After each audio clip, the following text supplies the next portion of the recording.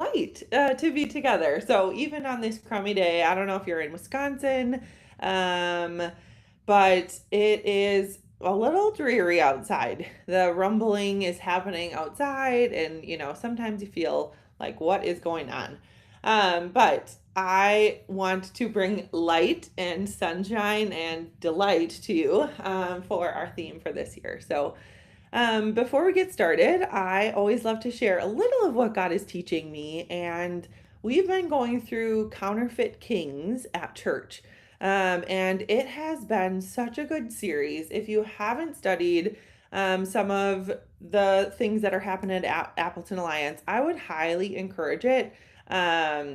Trevor did a great job this weekend. Trevor Lind was there speaking, and he said a line, and I'm not going to get it perfect. So, but he said, "No one tells you how heavy the crown is." And if you're walking through parenting or ministry or just life in general, no one really tells you how heavy sometimes this is. But with God's help, He will make a way, He will direct you, and He will guide you in every step of the way. We're not meant to do this alone. That was one of the other points that Trevor made is how do we do life together in community? And then the other thing that I have been reading every day, I get the daily blessings from Susie Larson, and her verse today was Colossians 4:2. Devote yourself to prayer, be watchful and thankful. And I was like, okay, needed that reminder because it's so easy to be like, oh, devote myself to prayer on the good days or on the positive things or on X, Y, or Z. And instead, it's like, no, devote ourselves to prayer, be watchful and thankful. And I think sometimes I can come to God with my laundry list of, hey, God, can you do this for me? And I think of him like a genie in the bottle type thing. And he wants us to be watchful and thankful. And I have slowed down and just been so grateful for the no's in my life, for the things that he has said no to, because I think that there has been more blessing because of that. So, those are my two little nuggets of truth. Hopefully, you take something away from that. We have some fun events coming up. We have Soul Food at Appleton Alliance. We have bingo coming up. And hopefully, all of these events will be on our website soon. I know people are like, how do we find these things? Right now, everything's on as an event on Facebook. And so we're hoping to get these on the website soon. So, but right now you can buy your tickets for bingo. You should be getting emails from us with the link there. And if you're not, you can sign up, send me an email, and I'd love to get you on our mailing list. Well, with that, I have the privilege to invite one of our dear friends who's going to be an online speaker this year. We just did a podcast together. And so if you are watching Facebook, you have seen that we have been doing some things together. So help me in welcoming Sarah Schneider to our known family. Hi, Sarah. Hello, Joelle, and hello, everybody. Even though I Yeah, can't see them, I know they're there, and it's yeah. exciting to have a audience listening to us today. It is. And lots of them will watch later too. It's fun to have. But if you're on your lunch break and you're just tuning in, feel free to drop a little comment in. We'd love to hear from you. But I got to know you over coffee, but I would love for you to share a little of who you are and a few fun facts about yourself for our audience that are listening right now. I'd love to. So, I am married 26 years to my precious husband. We have two adult daughters and four dogs. We do live here in Appleton. My husband and I are foodies, and we love supporting the support local small restaurateurs. And so our restaurant budget is breaking the bank these days. But we love trying different foods. A couple of fun facts. I am a second degree black belt and a blue belt in Gracie Jiu Jitsu. I didn't know that. That's a fun fact. And even though I haven't practiced for over 10 years, they say once a black belt, always a black belt. So Oh. I love that. It was a great experience in my life and a goal I achieved. It was one of my bucket list items. A little odd fact about me, I can't touch cold things. So, like when I get served an ice water in a glass or anything with ice, and how it gets that dew on the around the glass, or in an aluminum can when you're getting a cold soda or something and you're outside and it's hot and it gets sweat. I don't know if you can call it sweat because it's cold, Uh-huh. but I cannot touch it. Like I'm either wrapping a napkin around it to not have to touch the cold or the wet, or I have the biggest collection of koozies known to man, I think. So it's not unusual for me to carry my koozies everywhere. That's awesome. That's awesome. My friend Katie Jansen has been making koozies. She's knitting them. So, and selling them she does overseas missions. And so she's raising money for that. So we might have to connect the two of you with your koozie collection. I know, and yeah, that'd be fun. And they're kind of fun because they're all different. But Yeah, yeah. in addition to Uh, that, I do love outdoors, I want to say. I call it creation meditation. And sunrises and sunsets are the absolute best. I think second to my children and my dogs. Sunrises and sunsets are the biggest Google folder in my photo collection. And just this morning, I celebrated my 670th day on Duolingo. I'm trying to teach myself Spanish. That's awesome. That's great.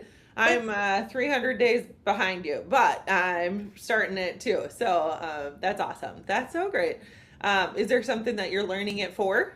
Like, or just, Yes, I work with a bilingual coworker, and it is just so neat to see how she can serve the public in just this natural way without the barrier of a interpreter. And I should mention that in my day job, I work for Valley Transit, which is the local public transportation agency in the Fox Cities in the Appleton area. And so I help people overcome barriers to transportation, and specifically, I work with people living with disabilities, aging adults, and any underserved populations. And so we do encounter often non English speaking, and the primary, secondary language in our community, anyway, is Spanish. yeah. So I just want to be able to connect with people better. Yeah, it's so great. And it's you know, they've gamified it on Duolingo, but you're learning so much, like the words and listening to it and different things like that. So it's wonderful that you're doing that. I'm a Um, nerd, Joelle, and I'll give you a hint just this morning because I'm getting frustrated because my memory is not as sharp as it used to. I created a Google spreadsheet and I put the alphabet on the bottom. So when I get asked what a word means, like, you know, what's the word that? I go to the T tab and I put K because I need just these memory hooks or things to help me because I'm not getting it. It's not that easy. oh, well, it'll slowly come. I promise. More and more that you practice, it does come a little bit there. Let's hope. Um, Tell us what God is teaching you in this season right now. This season, oh, you can almost, a season with the Lord can be like a day or a week or. So I'll start with this year. My bestie and accountability partner, every year we pray that God would give us one word. It's based on the book, The One Word That Will Change Your Life. And we've been doing this for about 10 years. And this year, God gave me the word. And you know it's your word when you get it 3 times. And so you can't manufacture this word. You can't just like, hey, I think I need to work on this area of my life, so I'm going to make this my word. No, it's praying about it and letting God show you an area of your life He wants you to work on. And this year, He gave me the word forgiveness. And I was like, no, like, what does that mean? Like, I'm anticipating like something really bad is going to happen and I'm going to have to forgive somebody for doing something awful. Or just the forgiveness in and of itself, like Right? what does it mean, like what could this word mean? And you know what God's taught me to this point in the year is I have been harboring unforgiveness over people or things that I didn't even know. And so these things are coming to my life, they're coming to the surface, and I'm having to do some self-evaluation and forgive myself. Wow. Not the external forgiveness I was expecting, but just that so much of things that are healing to my soul are me forgiving myself for not being that perfect person, for not, quite frankly, where he's really put my thumb on me is not being the perfect mom. And forgive yourself for not being the perfect mom. Like, my kids are the Lord's, and He gave me the blessing of having these two amazing daughters.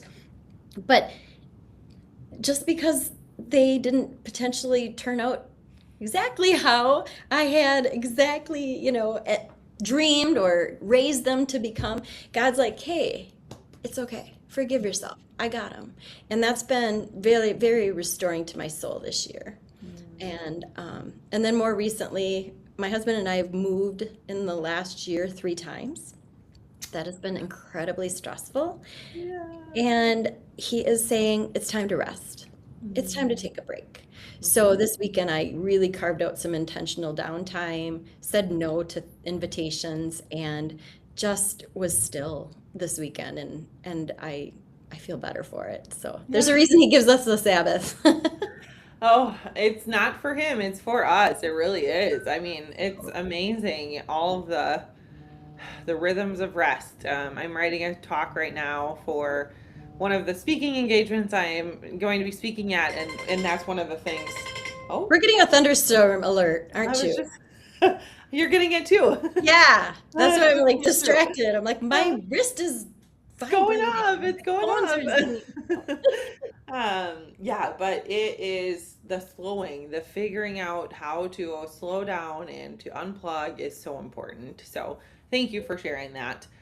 Tell us about some projects that you're working on. This can be gardening, this can be a podcast, this can be a book, this can be, work, anything. Tell us about a project that you're working on.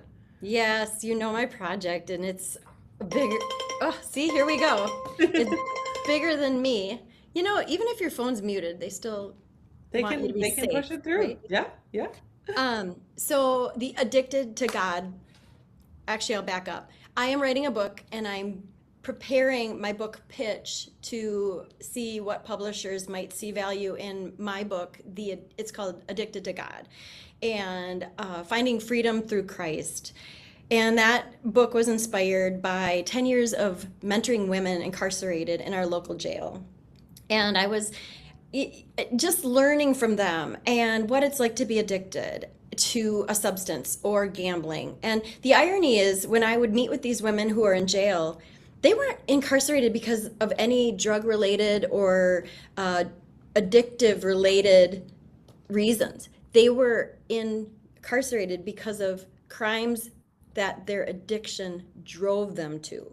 So shoplifting, burglary, human trafficking, some of these choices that women, you wouldn't make them if you didn't have something that was driving you to make these bad choices.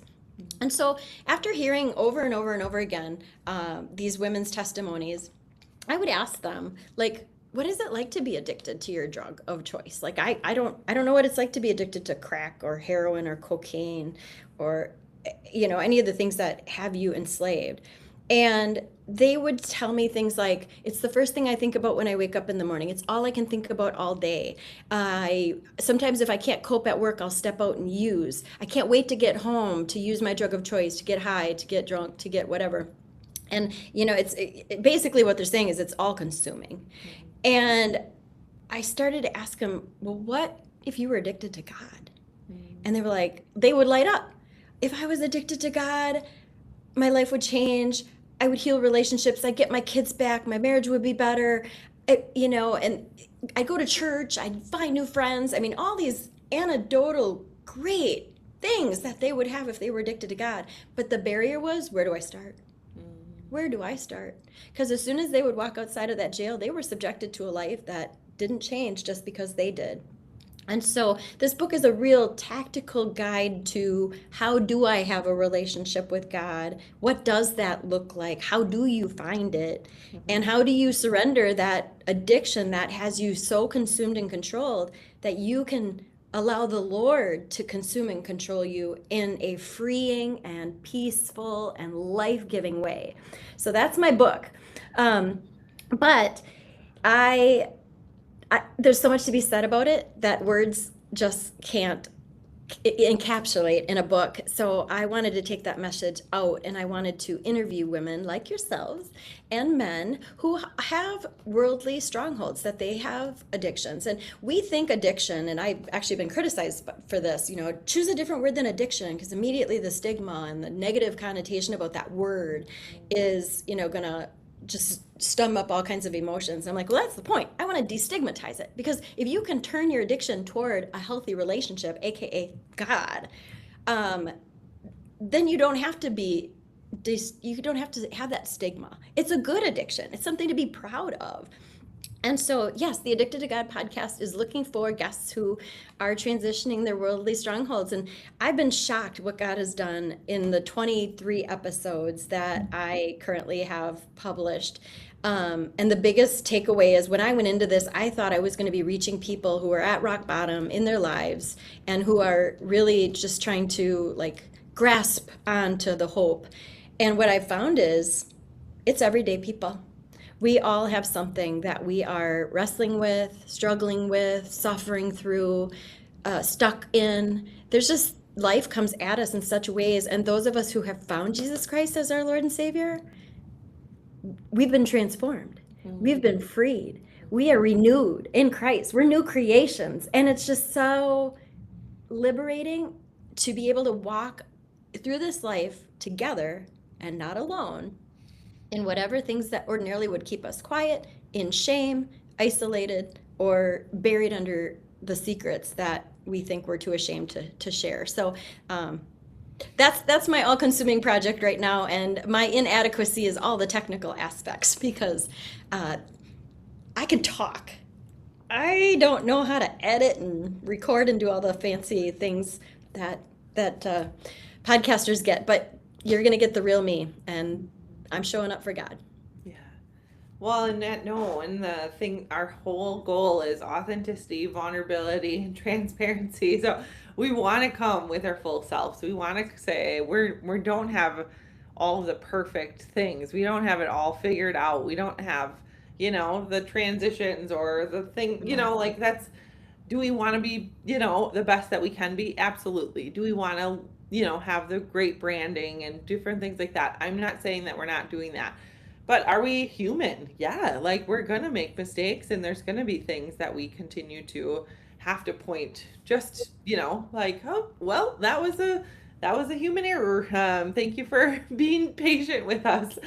Just yesterday, we sent out a mass email for donations for Known, and the donation link didn't work. Oh. And it works perfectly on my end, and I'm still trying to figure out what breakdown happened. Like I don't, so there's always the technical stuff. I'm like, I do everything I can to test and try, and there's still things that don't work. So anyways, I get that technical stuff is not my jam either, and I have a great team who helps make things smooth and run nice for Known. So you're going to be speaking at Known, and one of the questions that we always ask is, why are you excited to be part of this Known family?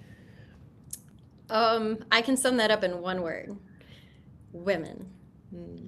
I just have this heart for women. And God, through my 20 plus years of walking with Him, has taught me how to not only be a student of His Word and love His Word and be self disciplined and making Him a priority every day in my life, but He's also given me the environment through the jail ministry to become an evangelist and speak unapologetically about Jesus Christ and who He is and His life saving gift that we can only receive through grace by faith. And more recently, it's discipleship that I really feel like I've been mentoring women probably through including my own daughters for, my life. Mhm. And what I feel God saying is it's great to be able to tell people what's worked for you.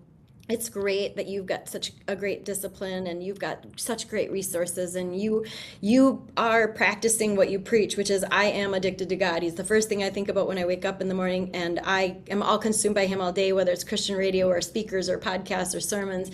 If I can't cope at work, I'll step out and pray or listen to a worship song, and I can't wait to get home at night to plug in my earbuds and go outside and garden or whatever.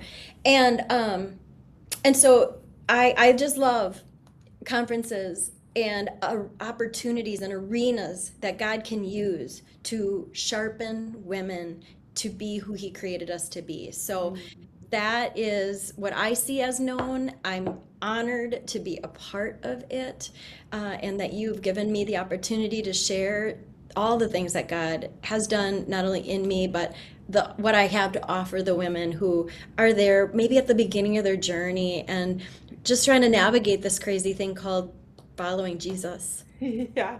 And you're going to be speaking on the Bible 101. So tell us a little bit about what that talk is, like just a little bit. Yeah, so it's really geared for any woman who is seeking to learn how to have a relationship with God, or someone who maybe gave their life to Christ, surrendered, and said, "Yes, Lord, please take it. I don't want to do this on my own anymore." But then what, right? And so I'm really bringing the basic tips and tools to be able to offer somebody who's wanting a deeper and more intimate relationship with God, through basically, where do I start? Where do I start? And what does God expect of me? And I think it's going to be great. I'm really excited to share this. It's definitely a passion God's put on my heart. Yeah. Well, we're so excited that you're going to be a part of this. Thank you for being on here today, and we can't wait for what God is going to do in the future. Thank you, ladies, for being with us, and we will talk with you all soon. Thank you. Bye. Bye-bye.